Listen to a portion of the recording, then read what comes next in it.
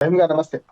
రామ్మోహన్ రావు గారు, కేంద్ర ప్రభుత్వం ఎంతో ప్రతిష్టాత్మకంగా, ఎంతో యుద్ధ ప్రాతిపదికంగా ఏదైతే నక్సల్స్ రహితంగా దేశం ఉండాలి అనేటువంటి సంకల్పంతో మార్చి 2026 నాటికి ఒక్క నక్సల్స్ కూడా ఈ భారతదేశం మీద ఉండకూడదు అనేటువంటి ఉనికి ఉండకూడదు ప్రధానంగా అనేటువంటి విషయంలో ఏదైతే ఆపరేషన్ కగార్ చేపట్టిందో దాంట్లో భాగంగా వాళ్ళని ఏ విధంగా అయితే పకడ్బందీగా ముందుకెళ్తూ నక్సల్స్ని కార్యకలాపాలన్నింటినీ కూడా ప్రధానంగా చూసుకుంటే ఆర్థిక మూలాల మీద బలంగా దెబ్బకొట్టినట్టు అర్థమవుతా ఉంది. ఎందుకంటే ఈ చర్యల్లో ఏదైతే ఎన్ఐఏ కానివ్వండి, ఈడీతో కానివ్వండి, ఈ సమన్వయంతో కలిపి చేపట్టిన ఆపరేషన్లో 92 కోట్ల రూపాయల విలువైన ఆస్తులను స్వాధీనం చేసుకున్నట్టు అర్థమవుతా ఉంది. అదే ప్రధానంగా ఈ ఆర్థిక మూలాల మీద దెబ్బ కొట్టడం వల్లే దాదాపుగా మానసిక స్థైర్యం కోల్పోయారు నక్సల్స్ అనేటువంటి సమాచారం చెప్తుంది కేంద్ర ప్రభుత్వం. ఏమంటారు దీని గురించి? రహీం గారు, మీకు అట్లాగే మెగా న్యూస్ ప్రేక్షకులు నమస్కారం. ఎప్పుడు కూడా మతతత్వ తీవ్రవాదం కానీ, వామపక్ష తీవ్రవాదం కానీ, ఆర్థిక తీవ్రవాదం మూడోది కూడా చెప్తాను. ఎప్పుడు సహించరాని ప్రజాస్వామ్యంలో ఈ మూడు తీవ్రవాదాలు సరైన. ఆర్థిక తీవ్రవాదం తర్వాత వస్తాయి. అంటే ఎప్పుడు కూడా మతతత్వ తీవ్రవాదం, ఇవి మనకు వామపక్ష తీవ్రవాదంలో ఎదుటివాడిని చంపడం ఉంటుంది, భౌతికంగా చంపడం ఉంటుంది. అంటే వ్యక్తి నిర్మూలన ద్వారా సిద్ధాంతం మేము చేస్తాం అనుకుంటున్నాం. అది తప్పంటున్నాను. ప్రజాస్వామ్యంలో హింసకు తావులేదు, ఏ హింసకైనా తావులేదు. అది మొదలు బేసిక్ గా మన ప్రజాస్వామ్యంలో ఒప్పుకోదగ్గది. రెండోది ఏంటంటే, ఎప్పుడైతే వీళ్ళు మావోయిస్టుల నిర్మూలన లేకపోతే నక్సల్స్ నిర్మూలన అంటున్నారు కదా, అసలు మరి మన పేదరిక నిర్మూలన చేస్తే ఈ సమస్య ఉండదు కదా. మొదలు పేదరిక నిర్మూలన ప్రయత్నం చేయండి, అది విడిచిపెట్టి నక్సల్ నిర్మూలన. అంటే సమస్య మూలాలు వెతకకుండా, మూలాల నుంచి పోకుండా, మూలాలు పక్కన పెట్టి మీరు ఏం చేస్తున్నారు, పై పుండును, క్యాన్సర్ పుండును పై బాగు చేద్దాం అనుకుంటున్నారు, దాన్ని కోసేస్తామంటారు. మీరు రేడియేషన్ చేసినా ఏం చేసినా ఇది మానదు. ఈ పుండుకు మూలాలు ఎక్కడ ఉన్నాయంటే ఆర్థిక అసమానతలో ఉన్నాయి, రాజకీయ అసమానతలో ఉన్నాయి, సామాజిక అసమానతలో ఉన్నాయి. దీని మూలాలు ఛేదించకుండా మీరు పై మెరుగులు కాయకల్ప చికిత్స చేసినా ఎన్ని రోజులైనా నక్సలిజం ఆగదు అంటున్నాను. ఎందుకు ఆగదంటే, మీరు వ్యక్తి నిర్మూలన చేయొచ్చు, వాళ్ళు అని చేస్తుంటారు, మీరు అంటున్నారు. వ్యక్తి నిర్మూలన అని నక్సలైట్లు అది అంటున్నారు, మనిషిని చంపితే వద్దు అంటున్నారు. అట్లాగే ప్రభుత్వం కూడా అదే పద్ధతి. అంటే పన్నుకు పన్ను, కన్నుకు పన్ను, అంటే కన్ను అంటే లోకం అంతా గుడ్డిదైపోద్ది కదా, ఎవడు పని లేని మాట అవుతారు కదా. అందుకని దీన్ని ఇట్లా చూడొద్దు. ఆర్థిక, రాజకీయ, సామాజిక సమస్యలు కాదు. మీరన్న 92 కోట్ల రూపాయలు ఏదైతే చేశారంటున్నారో, ఆ అర్బన్ నక్సలైట్ విషయంలో నేను ఖచ్చితంగా వాళ్ళ విధానం తప్పబడుతున్నాను. వాళ్ళ పిల్లలు కానీ వాళ్ళు కానీ ఎక్కడ ఉద్యమాల్లో పోరు. దళితుల పిల్లలు, పేదల పిల్లలు, ఇవాళ అణగారిన వర్గాల వారు నక్సలిజంలో ఉన్నారు. కారణం ఏంది? వాళ్ళ జీవన పరిస్థితులు మా చుట్టుపక్కల సమాజాన్ని మార్చుకుందామనే ఒక ఆశయంతో పోతున్నారు.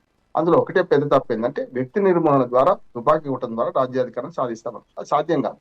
ఇండియాతోని వేరే దేశాల పోటీ లేనప్పుడు మన ఇండియాలో మన ప్రభుత్వం పోరాటం చేసి రేపు ఎంతవరకు మీరు విజయం సాధిస్తారు? గతంలో చూసాం. నేను నా పూర్తిగా నక్సల్ ప్రాంతంలో 10 ఏళ్ళు రిపోర్టర్గా పనిచేశాను. హిందూపురియాల దళం, గిరాయిపల్లి దళం అని మా గజ్వేల్ పక్క చుట్టుపక్కల అన్ని ఉండేవి. 3 కిలోమీటర్లు దాటి పోలీసులు కూడా పోలేకపోయారు ఆయన. ఇవాళ ఏమైంది? తిరుపతి టు పశుపతి అంటే ఆఖరికి మిగిలింది ఎక్కడ అంటే ఛత్తీస్గఢ్ మిగిలింది నక్సలైట్.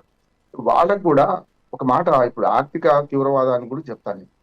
ఆర్థిక తీవ్రవాదం ఉన్నప్పుడు అసమానత పెరుగుతాయి, ఆర్థిక అసమానత పెరుగుతాయి. ఏనాడు ఇందిరాగాంధీ గారు 1970s లో గరీబీ హఠావ్ అంటే, ఇప్పటికి కూడా గరీబీ హఠావ్, గరీబోంక హఠావ్ అవుతుంది కానీ గరీబీ హఠావ్ జరుగుతలేదు కదా. మీరు ఆర్థిక అసమానతలు తగ్గించకుండా, కేవలం రాజకీయ, ఆర్థిక, సామాజిక అసమానత తగ్గించకుండా మీరు నక్సల్స్ ను అంతమంది ఇస్తా అంటే ఆ భావజాలం ఎట్టుపోదు. వీళ్ళు చేస్తే ఇంకో నలుగురు వస్తారు, అప్పుడు ఏం చేస్తారు మీరు? అందుకనే దీని గురించి ఆలోచించారు. ఇంకొకటి కూడా, మనకు ఏనాడో 250 సంవత్సరాల కింద మార్క్స్ మహాశయుడు ఒక మంచి మాట చెప్పారు. ఆర్థిక తీవ్రవాదం గురించి మంచి మాట చెప్పారు. ఒక 10% లాభాలు వస్తాయంటే ఎవడైనా ఎక్కడికైనా వెళ్ళి వ్యాపారం చేస్తారట, అది సహజం. ఒక 20% లాభాలు వస్తే కొంత ఉత్సాహంగా ఉంటుందట, 30% వస్తే ఇంకా ఉత్సాహంగా ఉంటుందట. ఒక 50% లాభాలు, పెట్టుబడి 100 పెడితే 150 రూపాయలు వచ్చినాయి అనుకోండి, అప్పుడు ఏం చేస్తారట అంటే, ఏ చట్టాలను గౌరవించకుండా వాళ్ళు అడ్డగోలుగా పనిచేస్తారు. 100కు 100% లాభాలు వస్తే ఆర్థిక పెట్టుబడిదారులు నేరస్తులుగా మారుతారట. అంటే ఎదుటివాడిని చంపైనా సరే మనం చేద్దాం అనుకుంటారట.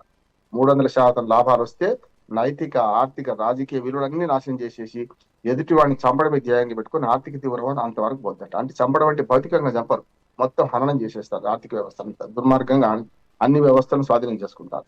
ఇది ఆర్థికవేత్తల గురించి, ఆర్థిక అసమానతల గురించి, ఆర్థిక దోపిడీ గురించి, ఆర్థిక తీవ్రవాదం గురించి ఎప్పుడో 250 సంవత్సరాల క్రితం మార్చి చెప్పారు. అదే జరుగుతుంది. ఇవాళ నక్సల్స్ సమస్య కాదు మీకు, ఆర్థిక దోపిడీదారులు సమస్య, ఆర్థిక అసమానతలు పెంచేవాళ్ళు సమస్య, రాజకీయ అసమానతలు పెంచేవాళ్ళు సమస్య. ఇవన్నీ పక్కన పెట్టి కేవలం ఈ క్యాన్సర్ మూలాలు, ఇవన్నీ నేను చెప్పినవన్నీ కూడా ఉన్నాయి. ఇవాళ ఆఖరికి ఏంటంటే ప్రజలను చావకుండా లేవకుండా చేస్తున్నారు. ఆనాడు గరీబీ హఠావో 250 రూపాయలు గుడిసె వేసిన ఇందిరాగాంధీ నుంచి ఇప్పటిదాకా ఇవాళ రేషన్ కార్డు సంఖ్య పెరుగుతుందా తగ్గిందా చూడండి. ఎందుకు పెరుగుతున్నాయి?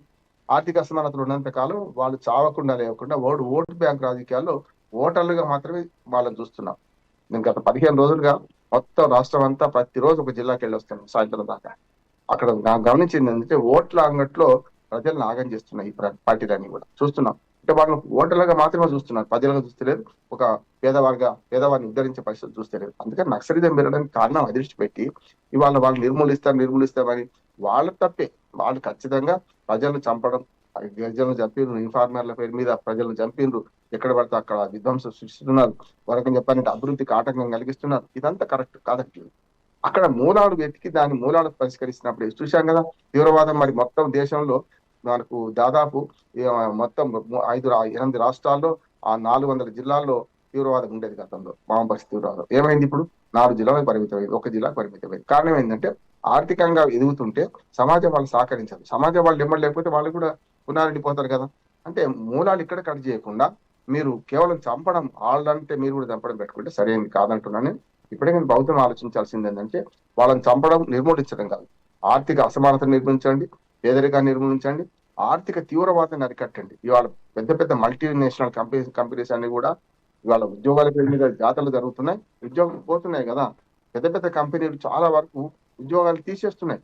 10,000 మంది ఉద్యోగులు గూగుల్ తీసేసింది నిర్దాక్షిణ్యంగా. ఎవరైనా పట్టించుకున్నారా? ఇప్పుడు ఏమంటున్నారు, మన వరల్డ్ అకాడమిక్ సదస్సు రేపు జనవరి జరుగుతాయి. 4 రాష్ట్ర ముఖ్యమంత్రులు పోతారు, మళ్ళా మన చాలా నిపుణులు పోతారు, అని చేస్తారు. ఏమైతే అక్కడికి పోయేసరికి పెట్టుబడులు తీసుకొస్తాం. పెట్టుబడులు వచ్చేటి కావు. ఇవాళ ఉద్యోగాలు పోతున్న సమస్యను పట్టించుకోవాల్సిన అవసరం ఉన్నది. గతంలో కనీసం 2 months నోటీసు, 3 months నోటీస్ ఉంటుంది. అవన్నీ పోయినాయి రహీం గారు. ఏం లేదు, ఇవాళ ఆఫీసులో ఉద్యోగం ఉందంటే ఉన్నట్టు, లేకుంటే రేపటి నుంచి రాకుండా అంటే ఉన్నట్టు పోయినట్టే లెక్క కదా. అందుకనే ఒక వంకనేమో ప్రభుత్వ ఉద్యోగాల భద్రత, వాళ్ళు అవినీతి పరులుగా మారుతున్నారు. పూర్తిగా ఎంత వీలైతే అంత దోచుకుంటున్నారు. అటు ప్రభుత్వంలో ఉన్న పెద్దలు గద్దలుగా మారిండ్రు, ఇటు పక్క అధికారులు ఉద్యోగులు కూడా 190 మంది మంచి వాళ్ళు ఉండొచ్చు, ఆ 10 మందితో చెడిపోయారు వస్తుంది ఎప్పుడైనా కూడా చేస్తున్నారు. వాళ్ళు నక్సల్ నిర్మూలన అనే పనే తప్పంటున్నాను. నక్సల్ నిర్మూలన కాదు, ఆర్థిక అసమానతల నిర్మూలన, ఆర్థిక తీవ్రవాద నిర్మూలన, రాజకీయ తీవ్రవాదుల నిర్మూలన, ఇది చేయాల్సింది కదా. చూస్తున్నాము, మన ఒకరొకరు ఆరోపణ చేసుకుంటే రహీం గారు ఒకరి మీద ఒకరు రాజకీయ పార్టీలు ఆరోపణ చేసుకుంటారు చూస్తున్నాం కదా. నిన్న కవిత, అట్లాగే కృష్ణారావు గారు చూసినాం ఆరోపణ. ఇదేం చేశారు? ఆయన సంపాదించుకున్న ఈమె సంపాదించుకుని ఆయన ఆరోపణ చేస్తున్నారు కదా. అందరూ దొంగనే అర్థమవుతుంది కదా. మొత్తం చూడండి, ఆంధ్రప్రదేశ్ తెలంగాణ రాజకీయాలుగా దేశవ్యాప్తంగా చూస్తున్న అవినీతి ఆరోపణలు ఒకరి మీద ఒకరు చేసుకుంటున్నారు కదా పార్టీలు. ఇద్దరు దొంగలను మనకు అర్థమవుతుందా లేదా? మరి ఆ దొంగలు సవరించేది ఎవరు? అంటే అక్కడ మాత్రం రాజీ పడతారు. అంటే అటువంటివి జరగాల్సిందే, ఓటు చోరీ జరగాల్సిందే, లేకుంటే ప్రభుత్వాలు ఏర్పడాల్సిందే. దుర్మార్గంగా ప్రభుత్వంలో ఉన్న వాళ్ళు ఏ పార్టీలో ఉన్నా కూడా వాడు దోచుకునేదే. మళ్ళీ పార్టీని మారుతుంటారు, దోచుకుంటారు. దీన్ని రాజకీయ తీవ్రవాదం అన్నారు. అది ఒక రాజకీయ పార్టీ నుంచి గెలిచిన మాట ఇంకో రాజకీయ పార్టీలు చేరి చేస్తుంటే అప్పుడైనా అంటున్నాను, కాంగ్రెస్ నుంచి ఆయారాం గాయారాం సంస్కృతి నుంచి ఇప్పటిదాకా జరుగుతున్నది. వీళ్ళందరూ ఆర్థిక తీవ్ర దొంగలు కాదు. అట్లాగే అర్బన్ నక్సలైట్లు కూడా తప్పు చేస్తున్నారంట. ఈ మాట ఎందుకు చెప్తలేరు వాళ్ళు? తీవ్రవాదం తప్పు, మనుషులను చంపడం తప్పు, ఇదైనా సరే అదైనా సరే.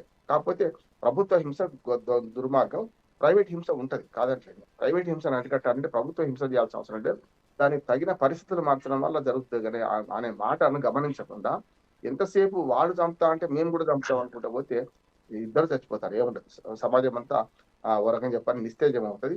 అందుకని అర్బన్ నక్సలైట్ కూడా ఆలోచించుకోవాల్సింది. 92 కోట్ల ఆస్తులు ఎవరిని రక్షించుకున్నారు? ఇటువంటివి చేసుకొని అర్బన్ నక్సలైట్ వాళ్ళని ప్రోత్సహిస్తూ వాళ్ళ పిల్లలు మాత్రం అమెరికా చదివిస్తూ వాళ్ళు మాత్రం బ్రహ్మాండంగా ఉద్యోగాలు చేస్తూ వాళ్ళు ప్రొఫెసర్లుగా రకరకాలుగా ఉంటూ పెన్షన్లు తీసుకుంటూ ఈ ప్రభుత్వంతో బతుకుతారు, మళ్ళీ ప్రభుత్వాన్ని విమర్శించుకుంటారు. మనం చూస్తున్నాం కదా. అందుకని బొంద పెట్టే జాగ కూడా లేకుండా ఇవాళ నక్సలైట్ చనిపోతున్నారు రహీం గారు. నాకు ఆవేదన అనిపిస్తుంది.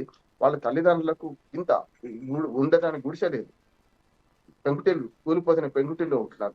బొంద పెట్టే జాగ కూడా వాళ్ళకి లేదు. వాళ్ళు ఎవరి కోసం పోరాడుతున్నారు? సమాజం కోసం కాదా?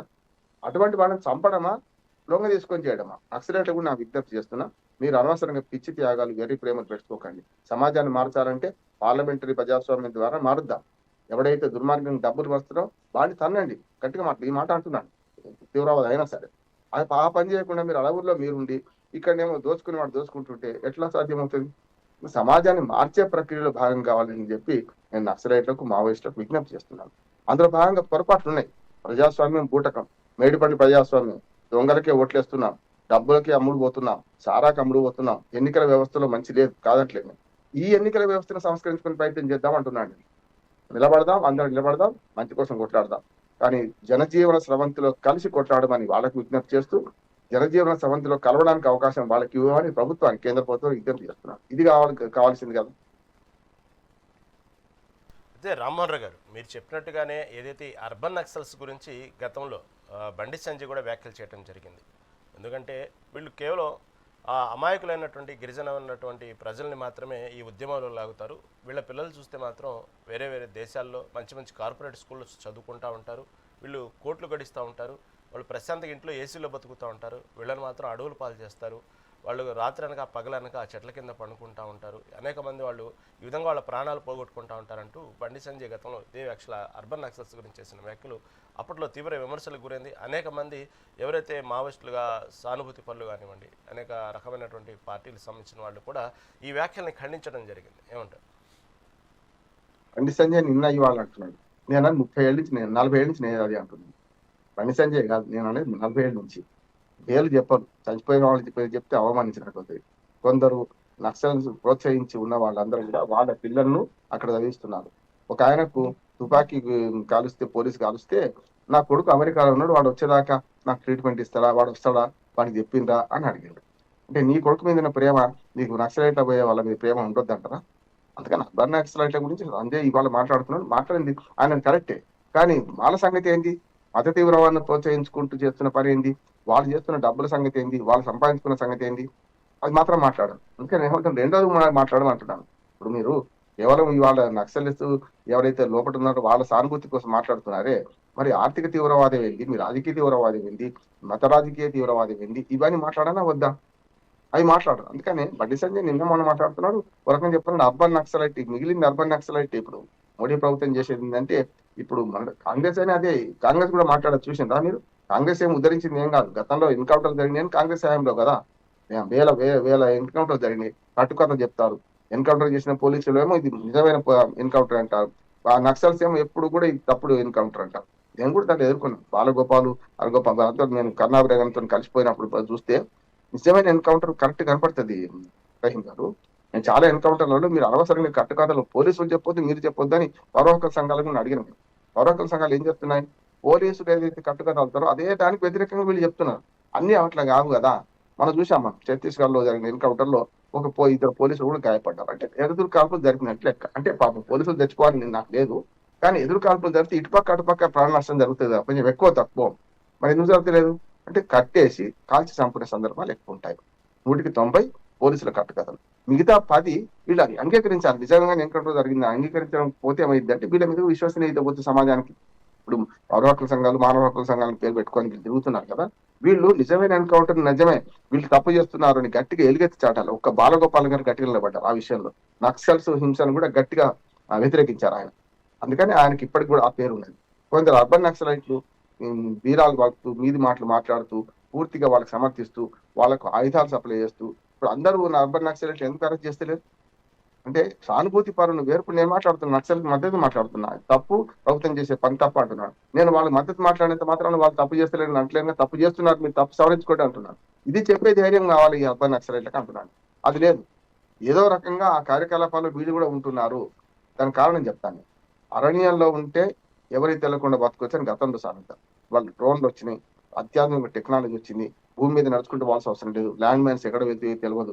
కానీ పైనుంచి ఆపరేషన్ కగారని పేరు మీద 2026 మార్చి నాటికి నక్సలిజం అంతం చేస్తామనే పేరు మీద ఇవాళ పైనుంచి పశువుల మీద మంద మీద పడ్డట్టు, గొర్రెల మంద మీద పడ్డట్టు వాళ్ళ పైనుంచి బాంబింగ్ చేస్తున్నారే, అది మంచిదేనా? మన ప్రజల మీద మనం అట్లా చేయొచ్చా?